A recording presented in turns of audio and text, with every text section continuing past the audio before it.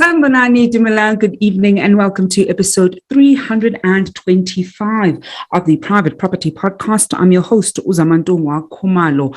It's a Tuesday edition of the Private Property Podcast. If you join us for the first time, welcome to it. You are tuned in to the only daily property podcast in the country. So do make sure that you go to our Facebook and our YouTube page to catch up on all the great content that you've already missed out on. We cover it all, whether you're a renter, a landlord, you're looking to buy, to sell, to rent, or to build. This is your one-stop shop on all things relating to property. And to all our regular viewers on Facebook, on Instagram, as well as on YouTube, you know how we do it. Every single weekday, you and I have an appointment at 7 p.m. where I'm always in conversation with an expert who helps us navigate our property journey and certainly helps us make better property decisions. And you know how we do it every evening. I want to see the love, especially there on Facebook.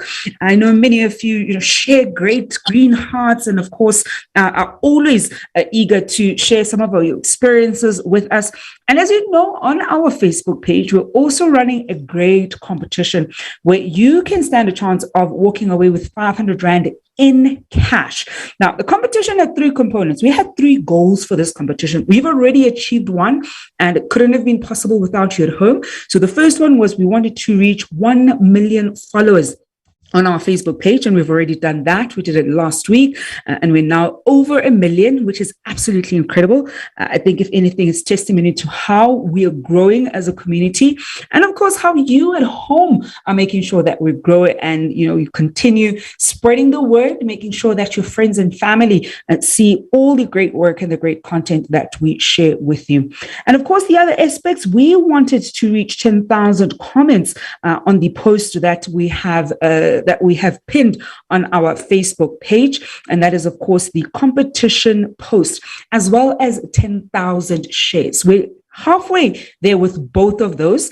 We're sitting at 5,200 rather comments and 5,500 shares. So we're halfway there. So the competition is still on. We're only going to stop this competition when we reach 10,000 for both of them. So if you want to stand a chance of walking away with that cash, make sure you engage with that post as much as possible. It's on our pinned post on Facebook, so you can tag your friends. Make sure that you also share the post, and of course, also leave us with a review on our Facebook page. Those are some of the great ways that you can participate.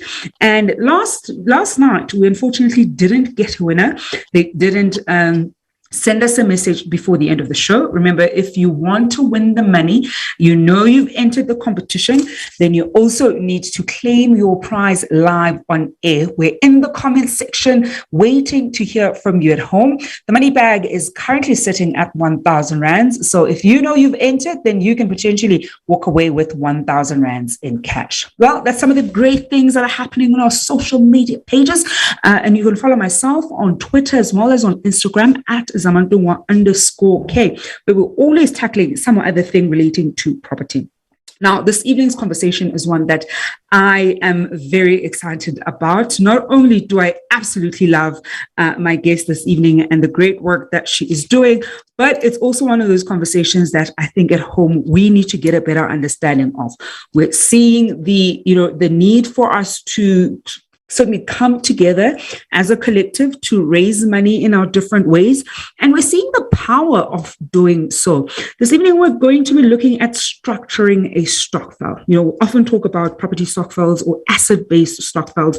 And we all know what a stokvel is. We certainly grew up with our, family members in one. Perhaps we are also now in, different kinds of stokvels and have tried out different ways that we can, grow our property portfolio with friends or even family. Now we're going to look at the best practices when it comes to structuring a stokvel. There's so many different creative ways that one can go about it.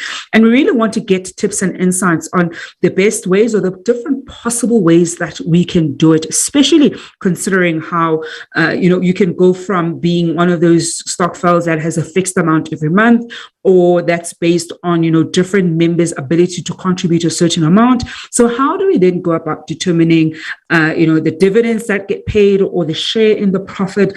That's some of what we're going to be looking at this evening. And before we get started with our conversation, I want to find out from you at home, are you part of a stokvel? And if you are, what does your stokvel do? So are you, is it a property stokvel or is it a grocery stokvel? Whatever the case is, do share with us down here below. I already see some of the love that we're getting. Avarentia Pediachi as well as Ukamogelo Masola on our Facebook page. Do keep the love coming. And this evening, I am joined by Upalisa Lungulu, who's a finance professional at Palengo Holdings. Upalisa, good evening, and thank you so much for joining us. Good evening. Thank you so much for having me again, Zama. Happy Women's Month. It's such a pleasure to have you with us, Palisa. Palisa, I think one of the great things about having you as a guest is because you've written a book about, stokvels and the ways in which we can essentially, make our money work for us by using stokvels as a mechanism to do so. And I think one of the great things is us having a better understanding of what is possible when we use stokvels. I think we're now the generation that's actually seeing the different ways that we can use stokvels beyond what we've seen from, particularly our older relatives, whether our mothers or our aunts, who did really phenomenally with stokvels and continue to do so. And so now we're almost looking at it from a different dynamic because we're looking at asset-based stokvels. I think before we even get to the nitty-gritties, when we look at, structuring a stokvel, I think let's look at what are some of the fundamentals that we always just need to bear in mind, regardless of sort of what structure you choose, because we'll go into that right now. But just the key basic fundamentals that viewers at home must always bear in mind when they set up a stokvel or look at structuring their stokvel. Yes. So the first thing and foremost that most of the time we forget when we come together and collaborate, and especially in the form of forming a stokvel, is actually having a common goal. So sometimes you can get so excited in terms of, okay, let's come together and pull our funds together and do great things with this. And then we don't define what is this great thing that we want to do. As a thing. And then when you're already in a stokvel, you're like, but wait, I wanted to invest in property. No, but I wanted to invest in agriculture. I thought, so the first thing is define your common goal. Why do you want to come together and pool your financial resources together? Do you want to invest in various assets? Do we want to invest in one asset? Because that also can be a conflict.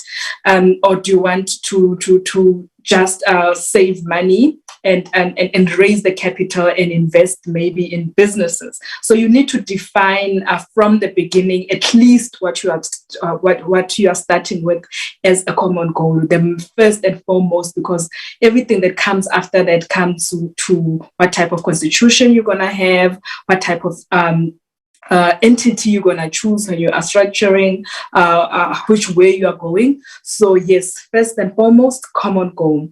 Secondly, stokvels are based on a trust. When I say trust, I'm not saying everybody that you're supposed to be in a stokvel with is supposed to be your friend or somebody that you have met. There's various ways of verifying people because a lot of stokvels now are digital and they're in digital platforms. So you can almost do your due diligence in terms of checking who you're getting into a stokvel with, who are you forming your stokvel with. If it means asking for their ID, checking their background in order to form them, in order just to have that some kind of trust as a fundamental before you get into anything serious. For me, I would say those are the top two things before getting into the documentation that as a normal stokvel you should have that has been always there in terms of the principles of stokvels, because even back then when people came together to buy money, whether it was for funeral or for grocery, the common goal was always clear what they are putting money for. So it's important to define that. And then secondly, it's important to get into these things with people you trust or trustworthy people, or even have a mechanism in place that will be able to check the people that you are in this with. And, I'm actually so happy that you mentioned that first one as an important step before you're even getting contracts in place, trying to find which vehicle or entity to use to run your stokvel. Because I tend to find, especially with us young professionals, we understand that we get the point behind, stokvels. We certainly see the power and potential that stokvels have. And you sometimes know that, you've got great friends or even a great network that you can tap into. And I've certainly seen some people, start stokvels that they say are for investment purposes, but it was never clear what kind of investment, what the investment goal is, because there's so many things one can invest in, right? I mean, there are various kinds of assets. You can look at the stock market, for example, and if you go there, are you, what kind of shares are you only going to do, ETFs or whatever the case is? So I think it becomes so important to have that common goal and define it so that even when, members leave, they're not leaving because, but why are we now suddenly investing, for example, in trucks? And yet, I thought we're doing, property. And even those who do property, they thought, I thought we're doing, single units, but now all of a sudden somebody wants us to go build. So even when you do property, it also becomes important to even be able to define, is it property in its entirety? Are you at some point going to do property management, or what exactly in property do you want to do? So it becomes so crucial to just get those fundamentals right, because I think so many people probably get that bit wrong. So, Balisa, when we then have the common goal and we've defined it and we know that we're very clear on what it is that we want to do, and we also understand how stokvels are fundamentally based on trust, and not in a, just because you want to be a member of the stokvel, I automatically trust you. We still obviously vet each other and just make sure that, you are a trustworthy person. When we then have that right, how do we go about, looking at which entity to choose? Because I think one of the trends that I'm seeing now, especially when young professionals are joining, is, you can have a trust, you can have a PTY LTD. I've seen some people wanting to buy old CCs because they think that actually might be slightly better. Very few though, like that isn't on trend as much. How do we then go about choosing the vehicle that we want to use once we've identified particularly the goal that we have for our stokvel? Okay, so even getting before then to the vehicle, now you've defined your common goal and you know who you're getting into this.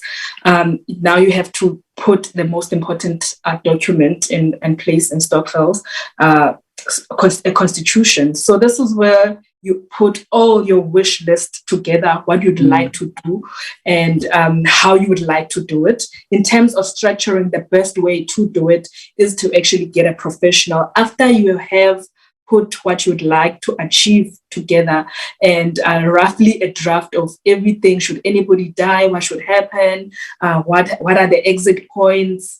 Everything that covers a constitution that is very important. Who's gonna be responsible? Who will be the board of directors of this whole thing?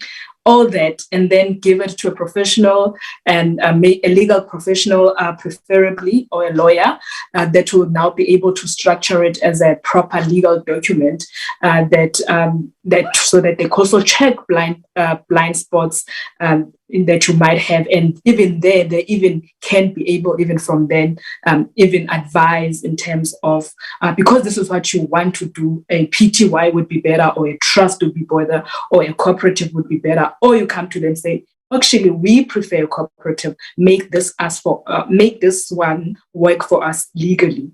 So that would be the first step when it comes to structuring. And then the second one would be, depending on the type of asset that you want to invest in, it will depend on the entity or the vehicle that you want to use to invest in that. And as most people know, that Stokvels are legal, but they're not legal entities to hold assets by themselves. They either have to partner with the legal entity, a PTY, cooperative, or a trust, or they convert into one of those legal entities if they want to buy or invest into property and in that manner of ownership. That is. So that is why it's important what you said even at the beginning, Zama, detailing to the biggest detail in terms of what you want to invest in, even anything as simple like come from, we want to invest in property, this type of property, how this, so that there is no ambiguity in between how you're going to, in terms of now when you're coming to choosing a vehicle that will be suitable for your wishes as a group that you want to choose. So depending on the type of asset you want to be, there is an option of a PTY. There's an option of a trust, and there's an option of a cooperative. They all have their pros and cons, and they all are not the same in terms of setting up, in terms of the finances involved, and they all have their rules as they are governed by different acts: the Company Act for PTY, the Cooperative Act for the cooperative, the Trust Act for the trusts. So so that's why it's important when you are getting advice in terms of the article, make sure that number one, you can afford the vehicle when you're structuring your entity choosing, that you can afford. You'll be able to abide by the law of that certain entity, and be able to pay back. The payback process is able to cover the needs of the members.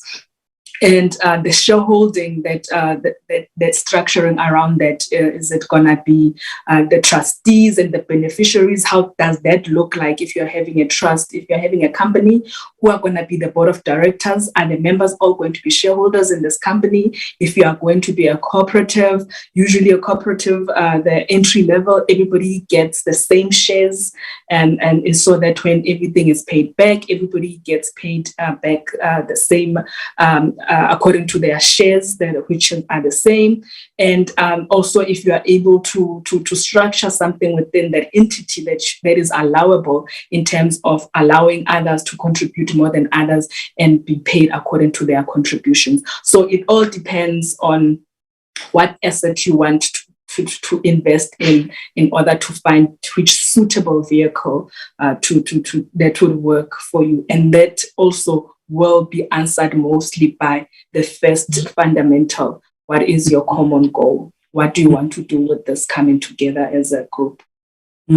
We are taking your questions and comments this evening and seeing all the love that we're getting on our Facebook page. La Rochelle van Veek, I see you. That was earlier on in the show. Colin Jansen saying, I'm in a grocery Stokvel, very helpful at the end of the year. Remember, I want you to share with us if you're in a Stokvel, and if you are, what kind of Stokvel is it? Niashayela, or you're buying groceries.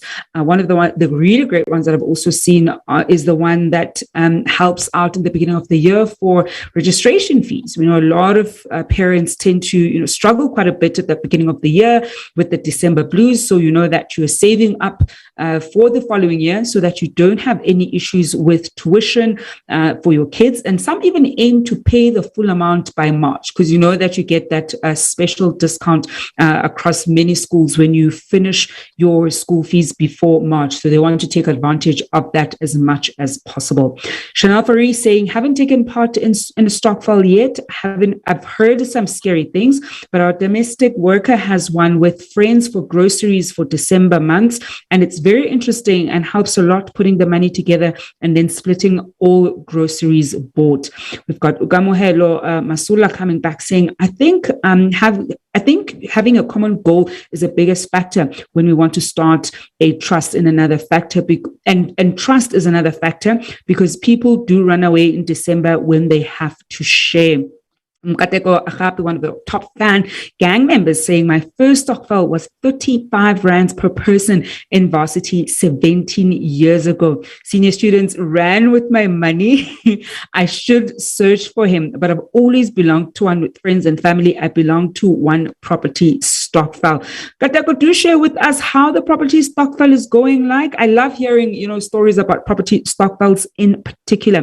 We're going to go through more of your comments and questions later on. We're going to take a quick break. And when we come back from the break, I'm going to share some of the great reasons that you've shared with us on our Facebook page why you love private property. Let's see who's the potential winner of that 1,000 Rand that is in the money bag this evening in our competition. Let's have a look who's going to get away or certainly be able to win this 1,000 Rands.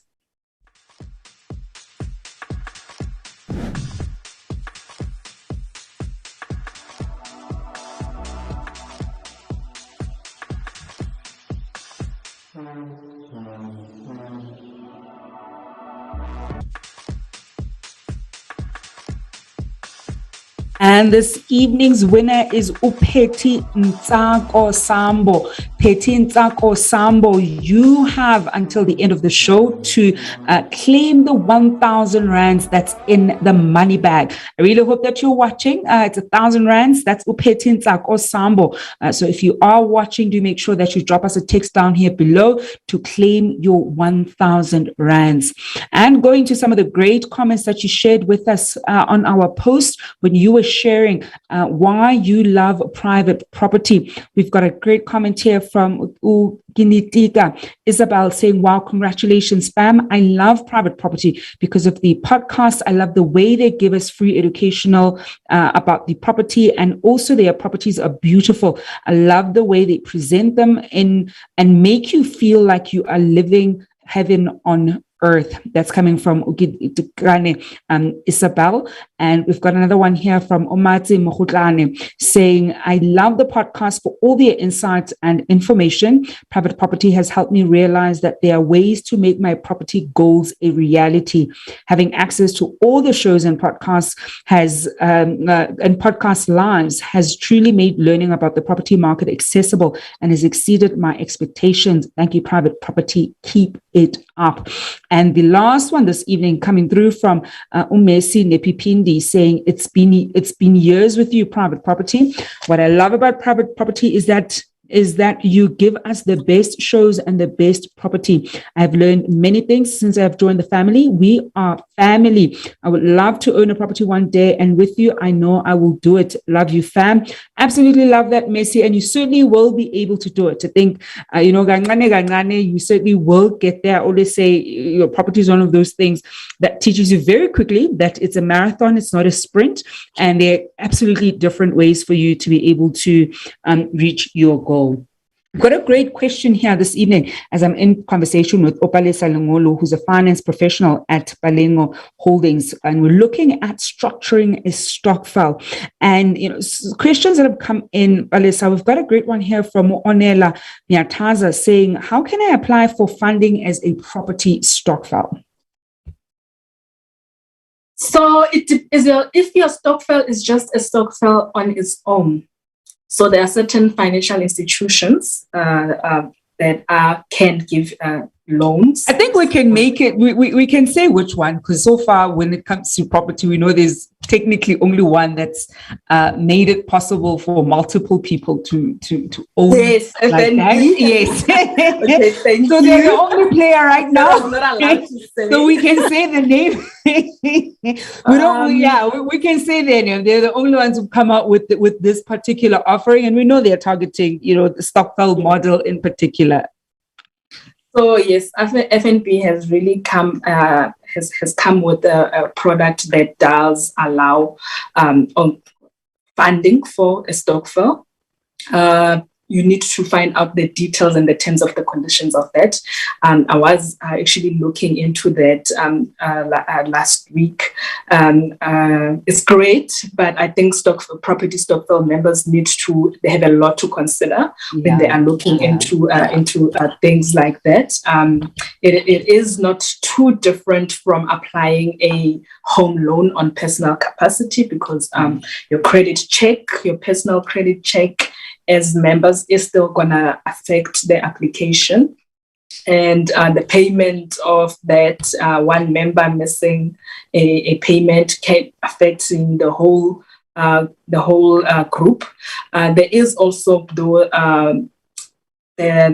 upside. I like the fact that they have kept it onto 12 because it could be, maybe that's how they're starting it, with less people, and maybe as time goes there'll be more people, but one of the things that I was personally worried about, I was like, this cannot be more than 15 people when I was thinking about it, and I just heard about it, like, so there is that option in terms of funding your property options. There are also other banks that are looking into the model. I personally know one that I can't say now, that is also looking into the property space, where they will be offering a different type of financial product for specifically property Stokvels also, with a certain benefits. As you know, especially the banking sector, they do offer the same products, just in different terms and conditions and different benefits. There's this particular benefit that I like in this one, that I think will be great for the property Stokvel members. The most important thing about what's evolving in the Stokvel industry and is the fact that now Stokvels are actually being considered as customers of these institutions, while all along they were almost not ignored, but they were just given. They were not adequately serviced. They're not being adequately serviced for the most part. I think they were like, you can think of things like loans. Like, loans have been around ever since banks have been incepted, but why didn't they give to Stokvels? So, especially when they can see that they bring in literally billions of rands, per annum. So it's not that the Stokvels go cray, as it were, but you see the money coming in. You obviously also see the money being withdrawn at the end of the, typically the end of the year. And so how do you creatively get in, at the very least, a certain percentage of that money as a financial institution, and create solutions that the Stokvels can benefit from? Because unfortunately, up until recently, they haven't been able to take advantage of that particular facility at banks. So the only thing you could do is, of course, save. But there aren't that many instruments that you can use that facility with. So I think it's great that we're seeing financial institutions coming to the party when it comes to Stokvels. We still have some really great questions coming in. I can already see somebody who's very invested in this conversation on Facebook is Orifile Malibana, asking us a series of different questions. Let me go through, I'll go through three of our questions. So I think the first one, you've pretty much answered when you were answering Onela's question, and her question was, can a Stokvel get a loan? And the second question was, can you join a Stokvel even if you don't have source of income?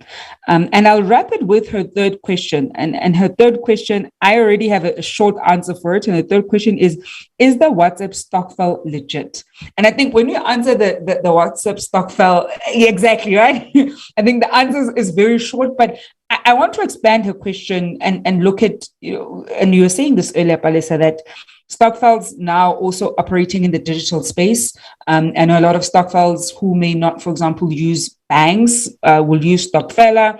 You'll be able to, find a Stokvel via Stokvela, and perhaps part of the communication will then be via, WhatsApp. So let's not even look at WhatsApp Stokvel the way we know it's a pyramid scheme, but look at the way in which Stokvels are now using digital tools to meet, to report, how do we then suss out if those are real and legit? Because it's so easy. They can have a WhatsApp group, they can have a Facebook group, and all kinds of different, modes of communicating, that you're still feeling like, I don't know if this is a scam or it's just a Stokvel that's innovative and using, or that's very tech savvy and just using all these different platforms to communicate their value offering.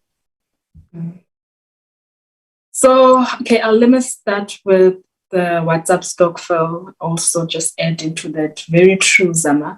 So one of the first things that was a red flag for the WhatsApp Stokvel, number one, is the fact that it was just people joining a group and then exchanging money. There was no agreement in place in terms of signing terms of and conditions of how the Stokvel works. It was not formally structured. Money was rotating from one person to another. It actually didn't even meet one principle of a Stokvel. It was just such a pity that at the end of it, it was said it was a WhatsApp Stokvel. It was supposed to be called something like WhatsApp scam or something. A WhatsApp pyramid scheme. It was a pyramid because it doesn't meet the requirements of a Stokvel, having a common goal, having a constitution in place, having due diligence that you have done on the people that you're coming into. A lot of people were in those groups with people that were just taking money and then exiting to go start another group. There was no anything in the name of the WhatsApp of the Stokvel, whether it's a bank account or a financial institution that has been registered with the FSCA or any of the regulators in the finance sector. So there was just a lot of red flags, and usually when so many red flags are there, and how it ended, it have proven that it was a scam. It was a scam from the beginning. It's still a scam today. And then the second question, please remind me, what was it about? And so the second question was, can you join a Stokvel even if you don't have source of income? So to be honest, that's going to be quite challenging because a Stokvel is putting financial resources together. And so when you're not contributing money into it, you can talk to the people that you are in the Stokvel at least to say how you can contribute. I think one of the things that Stokvels evolving onto the future and into the current Stokvels that we are seeing today is that it's not only about putting in money together, where it's a collaboration of financial resources. Financial resources is more than about money. It's about the different skills that people are bringing into the group, the different networks that the people are bringing into the group, the different resources that people are bringing into the group. You'd find that you have a lawyer in the group, you've got an accountant in the group, you've got an administrator in the group, you've got a property expert in the group, meaning you don't even have to outsource some of the things that you need to structure within your group. You can get it from the people that you have collaborated and come together with. So in terms of not having income, it could be defined in terms of how long is a certain Stokvel able to carry you without an income, and what can you offer? Maybe you are good at doing bookkeeping. That will be your contribution of in the Stokvel that the Stokvel can reward you with in terms of that. So I have seen Stokvels that do work like that, but you do need to have an agreement in place, and things like period needs to be clear. In terms of that, and a clear future plan is that, are you planning do you want to work for the Stokvel so that they can actually pay you? So those are the options that, depending on the Stokvel, that you need to discuss with the with the leaders of that Stokvel and having something in writing in place for it. So yes, it would be hard for a person without any income to be part of in order to contribute money, but there are other ways of contributing into a Stokvel that is non-money related, because it's a financial resources collaboration, and financial, there's a lot of things comes with. We've got a great question here coming through from Undipile Mbalu. Undipile, that's such a beautiful name. It's the first time I'm coming across that name.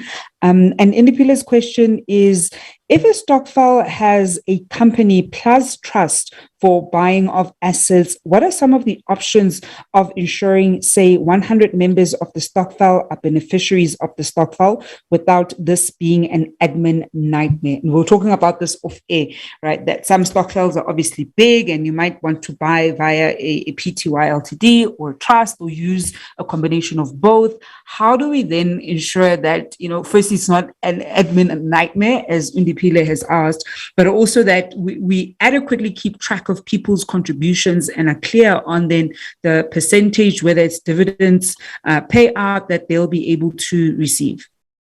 I actually know when Dimpile she's talking about, there is a Stokvel that is functioning like that.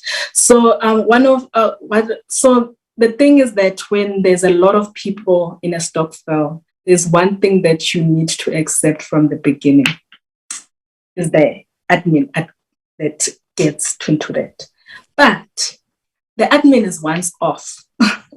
So it's a big administrative process to get it off the ground in terms of beneficiaries of all 200 and something people, and outsourcing that to a lawyer. That's why a lot of legal people now work with Stokvels and then wanting to either go into a trust or a cooperative. First of all, they always think, actually, can we rather divide these people into 3 Stokvels or something like that? And then you're like, no, the goal is that everybody must be in one so that it's affordable.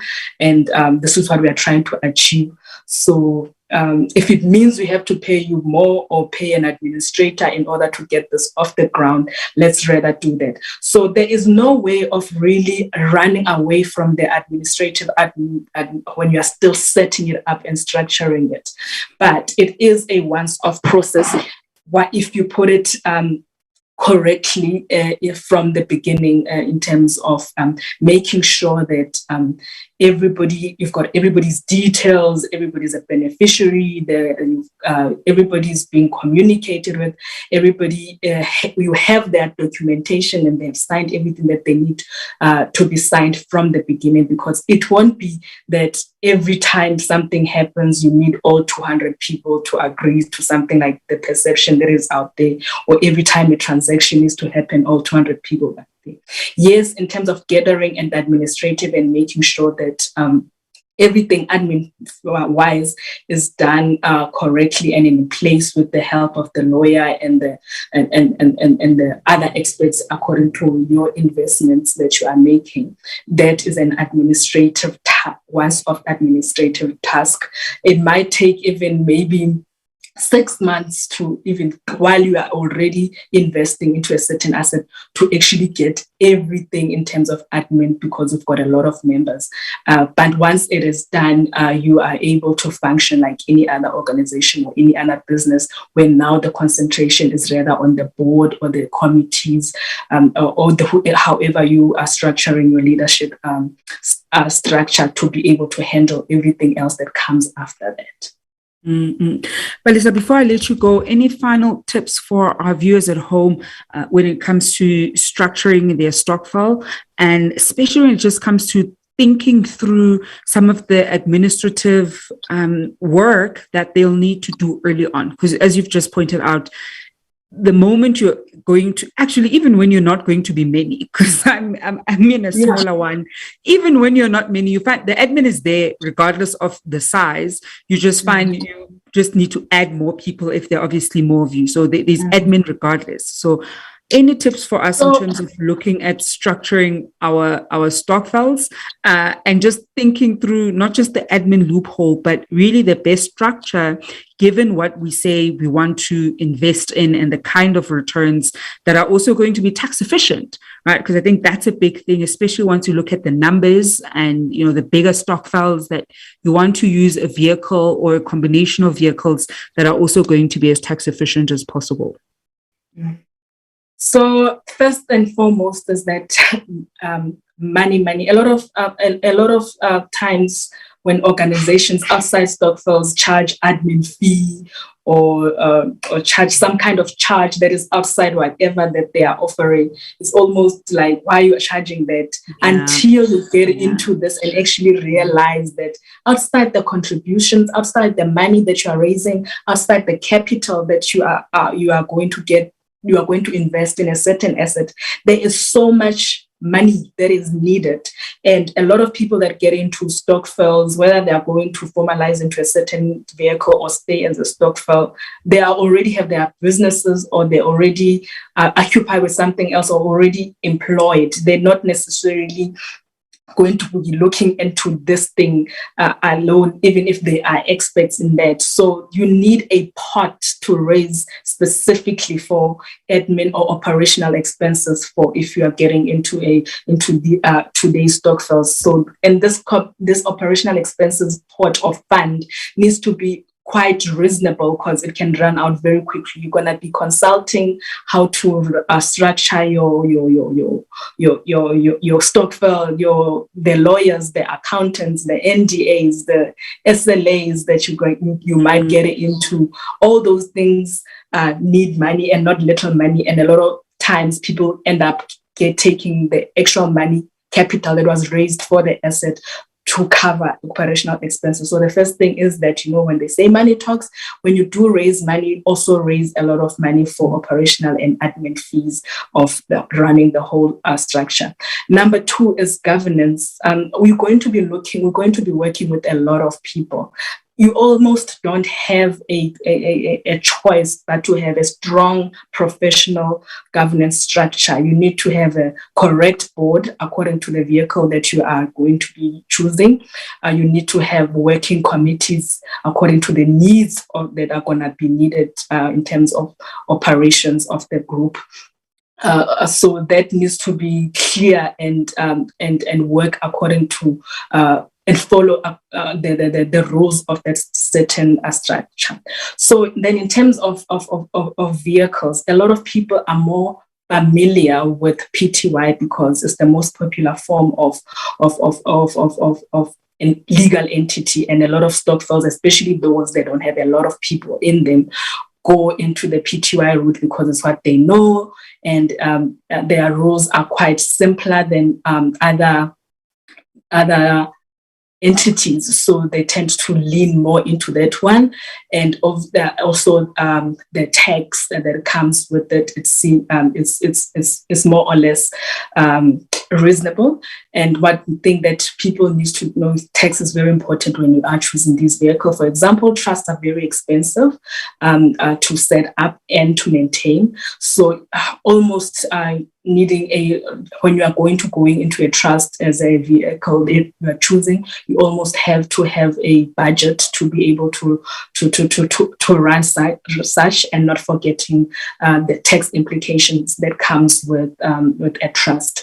And then a cooperative. Also, a cooperative, it is the most simplest way of getting into a legal entity, because it is like a Stokvel, but it's just that it's a legal entity that can actually invest in assets, but it also does have its own rules in terms of making sure that so they quite very strict cooperatives in terms of how it should be run. You should go exactly like your constitution, and how form of conduct and principles need to go according to the act.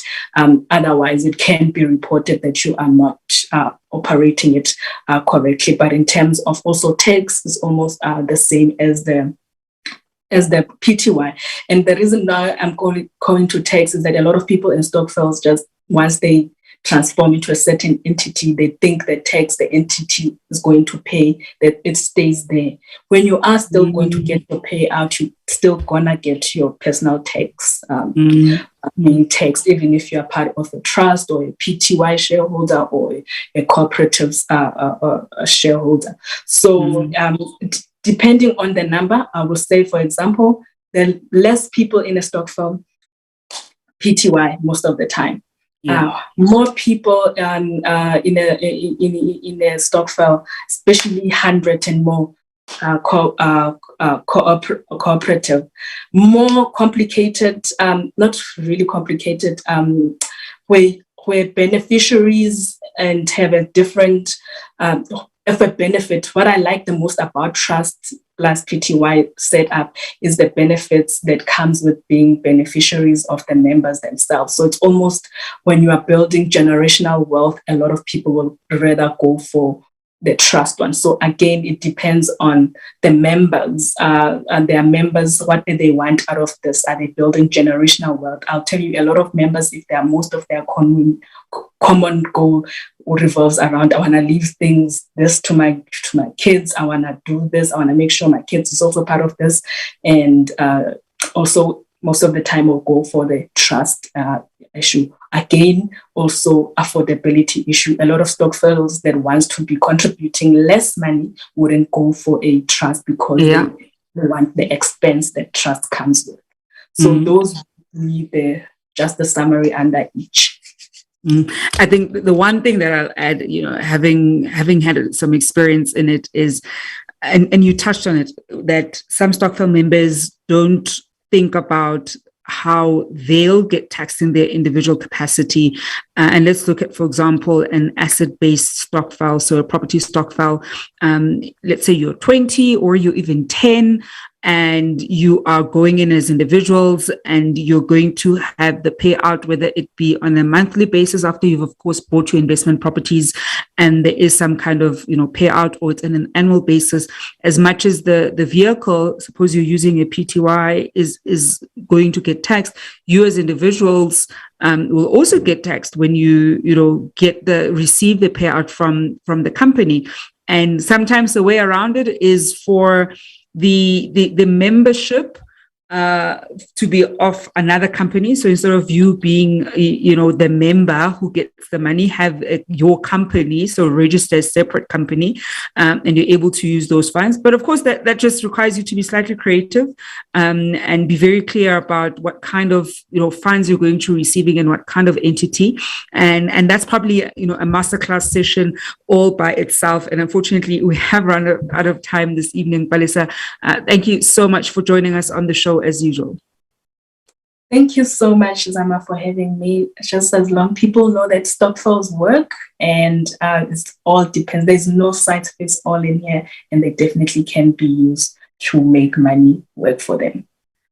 And that is Opalesa Lengolo, who's a finance professional at Balengo Holdings. I can already promise you we're definitely going to have a part 2 of this conversation because Stokvels, especially when it comes to structuring them and some of the nitty-gritties, are so crucial. We're going to squeeze in this banter that's going on our Facebook page underneath, of course, this conversation from Gatekwa Hapa saying, why can't we see Zamantungwa and Selani play, saying because her beauty distracts us, we can't concentrate on the important info, so she turned off her camera.